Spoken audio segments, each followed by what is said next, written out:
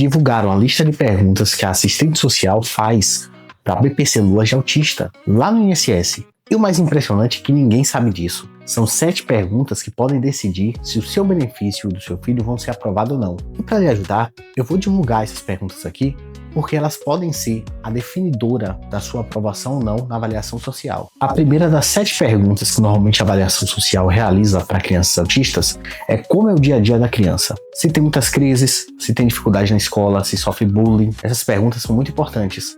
Apesar de parecerem perguntas muito abertas, você tem que evitar respondê-las de maneira aberta. Por exemplo, se o filho sofre crises, não responda. Ele sofre às vezes, mas normalmente durante o dia ele está normal. Não fale isso.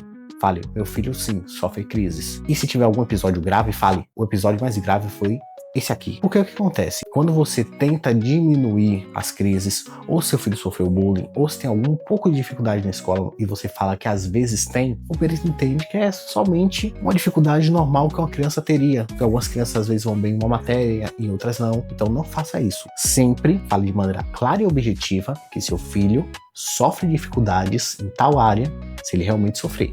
A segunda pergunta do seu filho seria se atualmente ele frequenta a escola ou creche. Apesar de ter uma ligação com a primeira pergunta, essa pergunta aqui é uma pergunta separada, que é justamente como uma criança não trabalha, não é o foco dela, e sem frequentar a escola, o regramento interno do INSS chama de áreas da vida da criança. Vai querer saber o comportamento, se tem professores auxiliando. Também vai querer saber novamente, de maneira agora objetiva e específica, se ele consegue desenvolver isso nas matérias, se já sabe ler e escrever. Justamente, quando tiver esse tipo de pergunta, evite falar do desenvolvimento da criança, pois a gente sabe, para crianças com diagnóstico de transtorno de espectro autista, ela pode estar se desenvolvendo lentamente e depois regredir. Pode ser que você esteja fazendo uma perícia em um momento que ela está se desenvolvendo aos poucos, porém a gente sabe que ela depende das terapias, que você infelizmente não tem condição muitas vezes de pagar, e o BPC é justamente para isso. Então você fala, olha, meu filho, ele não está conseguindo se desenvolver. Se não tiver conhecimento sobre como ler e escrever, você fala, ele não está conseguindo, tem 7, 8 anos, não está conseguindo chegar no mesmo nível que os coleguinhas. Às vezes passa de ano porque o professor, para garantir que ele esteja uma mesma faixa etária que outros, passa, mesmo ele não conseguindo se desenvolver na escola. Então, sempre acentue as dificuldades. Não fale, ele está conseguindo aos pouquinhos. Aí o perito vai saber. Com pouco esse desenvolvimento. Tá conseguindo aos poucos? Beleza. Quer dizer que tá aos poucos ali ficando no mesmo nível que outras crianças? Só tá um pouco atrás? Talvez então ele não tenha direito, porque em escola sempre tem aquele aluno que é mais desenvolvido, sempre tem aquele que é um pouco menos. Então, meu filho tem dificuldade. Na escola ele não consegue se comportar. Às vezes ele acaba desnivelando e muitas vezes acaba ficando agitado. Já tentou bater em coleguinha. Já sofreu bullying. Então, sempre acentue as dificuldades. E se você conseguir que a escola lhe dê um relatório escolar falando essas dificuldades, acentuando as dificuldades e não o lento desenvolvimento, deve também. É muito importante. Agora vamos sair um pouco das áreas da vida, que foram as 2 primeiras perguntas, e entrar na terceira, que são os fatores ambientais. Ele vai perguntar se atualmente a casa que a criança e consequentemente a família toda mora é um bairro desenvolvido, subdesenvolvido, em uma periferia, no centro da cidade, um local com alta renda, classe média ou renda baixa, justamente para saber o que está em torno dessa criança. Por que isso acontece? Vamos lá. Vamos mudar aqui do autismo para uma criança cadeirante. Por que isso? Porque é mais fácil de explicar justamente como os fatores ambientais acabam influenciando a concessão ou não do benefício. Quando a gente tem uma criança que é cadeirante, em um bairro desenvolvido, com rampas com acessibilidade, com prédios, com locais que possibilitam que ele consiga se locomover sem grandes dificuldades, convenhamos, é muito diferente desse mesmo cadeirante morando na zona rural, que normalmente não tem rampas de acesso, não tem elevadores para levar em prédios, em andares mais altos. Muitas vezes a pessoa tem que subir escada, outras pessoas têm que carregar para conseguir se locomover. Então, vamos olhar o entorno e a partir disso ver que o mesmo diagnóstico, apesar de eu não concordar com isso, pois mesmo em locais com grande acessibilidade vai ter dificuldade, mas o mesmo diagnóstico pode gerar limitações diferentes a depender do local que você mora. E como isso se traduz para o transtorno de espectro autista? Atualmente, no bairro que a criança mora, tem hospitais perto, as escolas são perto, ou como alguns clientes aqui do escritório, precisa pegar um ônibus e viajar durante 30 minutos, que para uma criança com transtorno de espectro autista normalmente é insuportável para chegar até a escola. Tá tendo as terapias, o plano de saúde não está cobrindo, o SUS não está cobrindo. Além disso, dentro da casa, como é que funciona? Só tem ele de irmão? Tem outras crianças? Tem irmãos também que foram diagnosticados ou estão suspeitas, pois é muito normal que na mesma casa, se uma criança tem transtorno de espectro autista, é muito normal que os pais ou os irmãos muitas vezes apresentem um diagnóstico semelhante até certo ponto. Nessa casa, quem fica com ele enquanto os pais trabalham? Se trabalham. Durante o dia, tem alguém que possa dar apoio aos pais? Muito normal, por exemplo, mãe solo. Essas mães, muitas vezes, só com Bolsa Família, não conseguem cuidar da criança. Muitas vezes tem que fazer faxina. Muitas vezes tem que gerar algum tipo de renda informal, se não tiver carteira assinada. Tem alguém que possa cuidar da criança enquanto isso? A criança tem acesso à creche? Todas essas perguntas acabam influenciando. Então, quando for a vez de responder o perito, responde de maneira objetiva, olha, porque isso pode ajudar. Eu moro, caso você more, na zona periférica, a escola é longe, temos que pegar 30 minutos, 40 minutos só de ônibus para levar para a escola. Muitas vezes eu tenho que ir até a escola, buscar a criança, pois depois de 2 horas lá, ela acaba desnivelando, a escola não consegue manter lá. Algumas crianças, inclusive, têm atestado da escola permitindo que ela tenha horário reduzido. Atualmente não está tendo as terapias. Eu tenho um plano de saúde porque eu consegui, quando trabalhava de carteira assinada, ou o pai da criança, muitas mães divorciadas, o ex-marido tem um plano de saúde devido a trabalhar de carteira assinada e o filho usufrui, entre aspas, porque muitos planos não estão cobrindo, ou se estão cobrindo, muitas vezes estão com profissionais reduzidos. Meu filho precisava de tantas horas, 20 horas de aba por semana. Já aconteceu aqui de ter 30 minutos com fono, 30 minutos com terapia ocupacional e 30 minutos de musicalidade. Não chega nem um décimo do que a criança necessitaria. Então, quando você for falar dos fatores ambientais, fale de maneira objetiva. Ó, meu filho não está conseguindo se desenvolver devido à falta de terapia, não está conseguindo se desenvolver devido à falta de medicações, não está conseguindo se desenvolver porque andar de carro durante 1 hora para chegar na clínica que realiza a terapia dele acaba desfavorecendo essa terapia, pois por mais que a criança tenha muitas vezes todas as horas de terapia cobertas pelo plano, quem aqui já lidou com crianças de transtorno de espectro autista sabe, muito tempo de viagem pode acabar desnorteando e desnivelando a condição da criança, tornando aquele dia de terapia muitas vezes inútil na prática, fazendo com que aquele tempo que ele ficou na sala acaba indo por água abaixo. Agora vamos à quarta pergunta.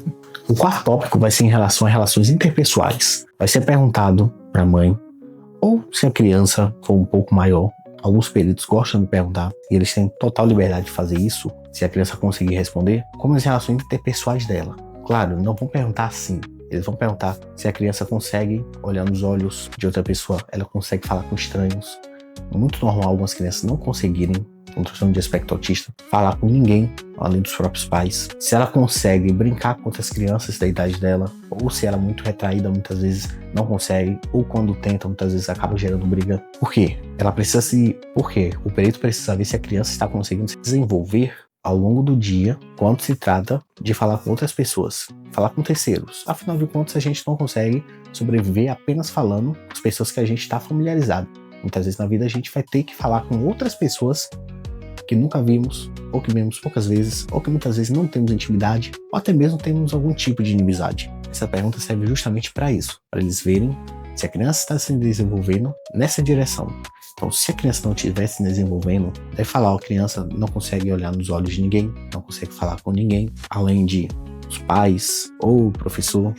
A criança, infelizmente, não consegue interagir com terceiros e muitas vezes quando interage fica agitada, acaba desnivelando, muitas vezes quer brigar, quer bater, acontece muito com crianças na escola. Então tome muito cuidado e ao entrar em contato com o perito para falar sobre essa situação, fale exatamente os problemas que podem acontecer quando seu filho entra em contato com terceiros. Agora voltando aqui um pouco a fatores ambientais, que relações interpessoais também fazem parte, porém é um tópico separado. Vamos falar sobre terapias. Muitas pessoas que são de baixa renda, como eu já falei anteriormente, muitas vezes não consegue as terapias pelo plano de saúde ou particular, consegue pelo SUS. Atualmente está na fila de espera do SUS. Há quanto tempo está na fila de espera? Conseguiu alguma das terapias?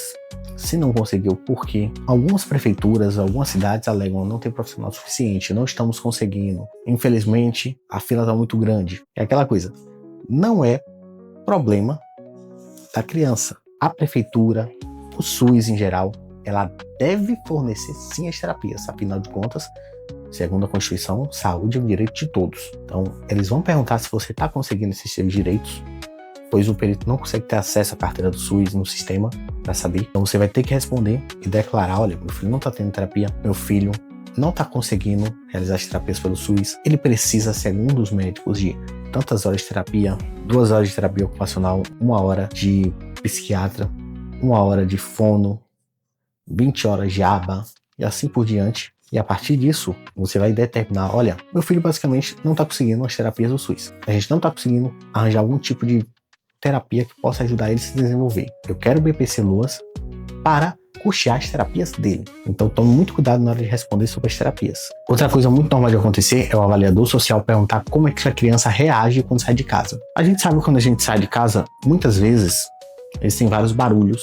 É muito normal você passar certas localidades com pessoas com uma aparência, não dizendo que são, mas muito normal você olhar para alguém, estranhar. É muito normal você ir no centro da rua, infelizmente aquele congestionamento, buzina, carros passando, eles vão querer saber como é que a criança reage. Muitas crianças que transtorno de espectro autista têm hipersensibilidade auditiva. Muitos, infelizmente, chegam a doer, a sofrer dor de cabeça quando tem muito barulho. Responda, olha, meu filho, infelizmente, quando tem muito barulho, acaba sofrendo dor de cabeça. Acaba a audição dele doendo, se acontecer. Quando a gente está em um centro da cidade, um local com muita movimentação, muita gente passando perto, ele acaba ficando com medo, se for o caso. Porque ele vai querer agora saber como é que o entorno está afetando até fisicamente a criança. Afinal de contas, muitos pais aqui relatam que a criança, infelizmente, devido a muito barulho e volta, muitas vezes começa a apertar a cabeça de dor, chorar, desesperado.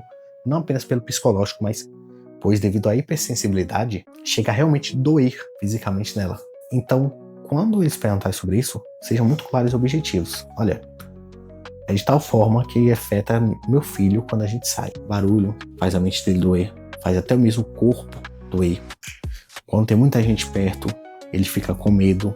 Muitas vezes, algumas mães já disseram que a criança acaba começando a chorar e agarrar a mãe como se estivesse desesperado, como se alguém estivesse batendo nele. Então especifique muito bem esse tipo de condição. Agora vamos à última pergunta, a 7ª e última, que é a que mais reprova ou aprova, dependendo da situação. Saindo um pouco da criança, vamos agora falar sobre como isso afeta a vida dos pais, principalmente se for o único pai ou uma única mãe cuidando da criança. Como isso afeta a vida de vocês? Por acaso, a rotina de vocês acaba girando 100% em torno da criança? Muitas vezes, muito normal, principalmente mães solos, ter que levar as terapias. Como outra pessoa não consegue cuidar da criança, muito normal ela acabar tendo que passar o dia todo com a criança, e mesmo tendo condições de arranjar um emprego, na teoria, devido a estar cuidando da criança, não ter outra pessoa para deixar, ou não ter outra pessoa que a criança consiga ficar perto, ela passa o dia todo cuidando do filho. Afinal de contas, nenhuma mãe vai deixar a criança com uma pessoa que ela fica desesperada quando está perto. Então, o que acontece? Durante a avaliação social, eles vão perguntar: por que você não trabalha de carteira assinada? Você deve falar: olha, 100% da minha rotina gira em torno do meu filho. Ah, como é que é isso? Muitas vezes, a criança não consegue. Minha mãe, no caso, a avó da criança, em alguns casos a avó vai e cuida, mas algumas crianças, mesmo assim, nem a avó consegue ficar perto, porque ela começa a chorar, qualquer pessoa que não seja a mãe.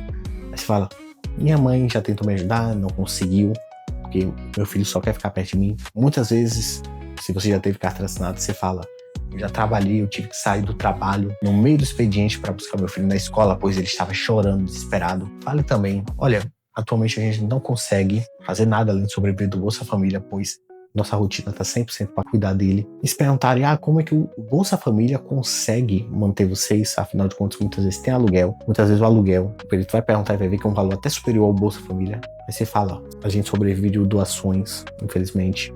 O aluguel está atrasado, às vezes conta de água e luz está atrasado. É muito normal algumas localidades, principalmente periferia, terem gastos na própria energia. Se houverem, se for uma situação, você pode contar pro perito. Não é nenhum segredo que acontece muito isso, principalmente em comunidades, periferias. Se sua casa for cedida pelos seus pais, os pais basicamente é a mesma coisa que dizer que doaram a casa. Então, tecnicamente, a casa é sua. Que nenhum pai, em regra, vai tirar os filhos de lá. Ou foi cedida por algum amigo, algum inquilino. Já teve uma casa cedida aqui de um cliente que era cedida sobre a condição, como era uma senhora muito de idade, a dona da casa, que vivia numa casa maior do lado, sobre a condição dessa pessoa, dessa mãe, ajudar a idosa, fazer uma faxina rápida, algo que não vai atrapalhar de cuidar do filho. Quanto é o aluguel?